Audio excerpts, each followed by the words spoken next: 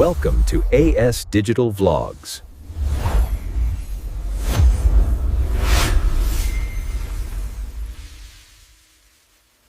భారతీయ railway వారి దివ్యాంగుల రాయితీ కార్డుకు ఎలా అప్లై చేసుకోవాలో ఇప్పుడు స్టెప్ బై స్టెప్ ప్రాసెస్ చూద్దాం రండి.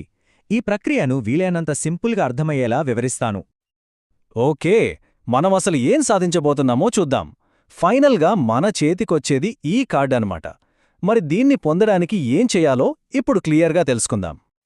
అసలు ఈ దివ్యాంగుల కార్డ్ అంటే ఏంటి? సింపుల్గా చెప్పాలంటే ఇదొక ఫోటో ఐడెంటిటీ కార్డ్. ఇది ఉంటే అర్హులైన వాళ్ళు రైల్వే టికెట్స్ మీద డిస్కౌంట్ అంటే రాయితీ పొందొచ్చన్నమాట. సరే, మరి దీనికి అప్లై చేయడానికి ఎవరు అర్హులు?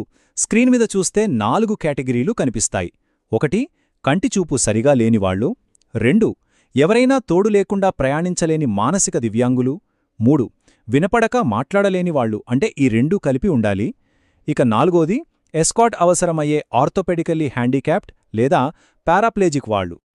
ఈ మొత్తం ప్రాసెస్ని ఒక జర్నీలాగా చూస్తే ఇదిగోండి మన రూట్ మ్యాప్. ముందుగా అకౌంట్ ఎలా క్రియేట్ చేసుకోవాలో చూస్తాం. తర్వాత కావాల్సిన డాక్యుమెంట్స్ ఏంటో రెడీ చేసుకుంటాం. ఆ తర్వాత అప్లికేషన్ ఫిల్ చేసి సబ్మిట్ చేశాక ఏం జరుగుతుందో తెలుసుకుంటాం. సింపుల్ కదా, రైట్? ఇక మన జర్నీలో ఫస్ట్ స్టెప్ తీసుకుందాం. అదే అధికారిక పోర్టల్లో ఒక అకౌంట్ క్రియేట్ చేసుకోవడం. దీనికోసం ముందుగా దివ్యాంగుల కార్డ్ అప్లికేషన్ పోర్టల్ ఓపెన్ చేయండి. అక్కడ మీకు న్యూ యూజర్ అని ఒక ఆప్షన్ కనిపిస్తుంది కదా, దానిమీద క్లిక్ చేయాలి.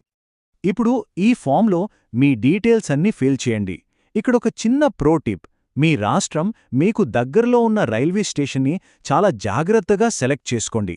ఎందుకంటే మీ అప్లికేషన్ సరైన డివిజన్కి వెళ్లాలంటే ఈ డీటెయిల్స్ కరెక్ట్గా ఉండటం చాలా ముఖ్యం. ఒక్కసారి రిజిస్టర్ అయిపోయిందంటే ఆ తర్వాత ఎప్పుడు లాగిన్ అవ్వాలన్నా మీ మొబైల్ నంబర్ ఎంటర్ చేస్తే చాలు. దానికి ఒక ఓటీపీ వస్తుంది. ఆ ఓటీపీతో ఈజీగా లాగిన్ అయిపోవచ్చు. అకౌంట్ క్రియేట్ చేసేశాం. ప్రయాణంలో మన మొదటి మజిలి పూర్తయింది. ఇప్పుడు రెండోది. ప్రయాణానికి బ్యాగ్ సర్దుకున్నట్టు మనకు కావలసిన డాక్యుమెంట్స్ అన్నీ రెడీ చేసుకుందాం. ఓకే, మన డాక్యుమెంట్స్ అన్నింటినీ స్కాన్ చేసి పెట్టుకోవడానికి రెడీ అవుదాం. డాక్యుమెంట్స్ అప్లోడ్ చేసే ముందు కొన్ని టెక్నికల్ విషయాలు గుర్తుపెట్టుకోవాలి. ఫైల్స్ వచ్చేసి జేపీజీ, పీఎన్జీ లేదా పీడీఎఫ్ ఫార్మాట్లోనే ఉండాలి.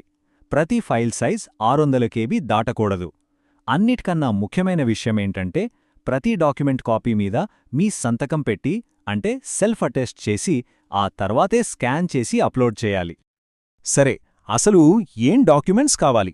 అన్నింటికన్నా ముఖ్యమైనవి 3: మీ disability certificate, railway concession certificate, ఇంకా ఒక పాస్పోర్ట్ సైజ్ ఫోటో. ఇక పుట్టిన తేదీ ప్రూఫ్ కోసం ఇక్కడిచ్చిన లిస్ట్లోంచి ఏదో ఒకటి ఉంటే సరిపోతుంది.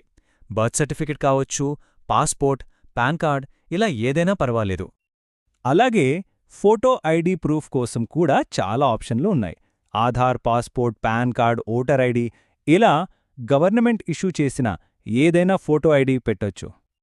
చివరగా అడ్రస్ ప్రూఫ్. దీనికి కూడా ఎన్నో ఆప్షన్లు. కరెంట్ బిల్, వాటర్ బిల్ లాంటివి, లేదా ఆధార్, పాస్పోర్ట్, బ్యాంక్ పాస్బుక్, ఇలా ఏదైనా పెట్టొచ్చు. చూసారా, డాక్యుమెంట్ల లిస్ట్ పెద్దగా అనిపించినా ఇలా విడదీసి చూస్తే చాలా సింపుల్. రైట్, డాక్యుమెంట్స్ అన్నీ రెడీగా ఉన్నాయి.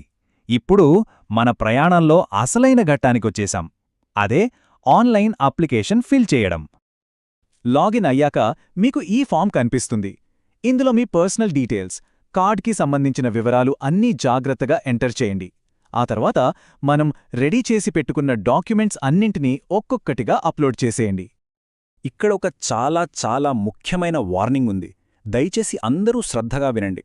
ఒక్కసారి మీరు అప్లికేషన్ సబ్మిట్ చేశారంటే ఆ తర్వాత ఏ వివరాలనూ మార్చలేరు. ఎడిట్ ఆప్షన్ ఉండదు.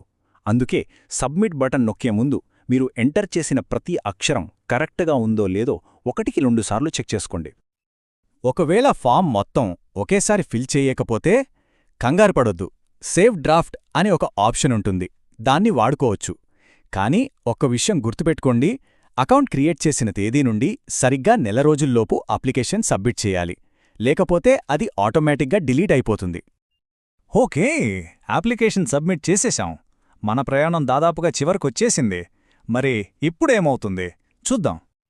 సబ్మిట్ చేసిన తర్వాత మీరు మళ్ళీ లాగిన్ అయితే మీ డాష్బోర్డ్ ఇలా కనిపిస్తుంది.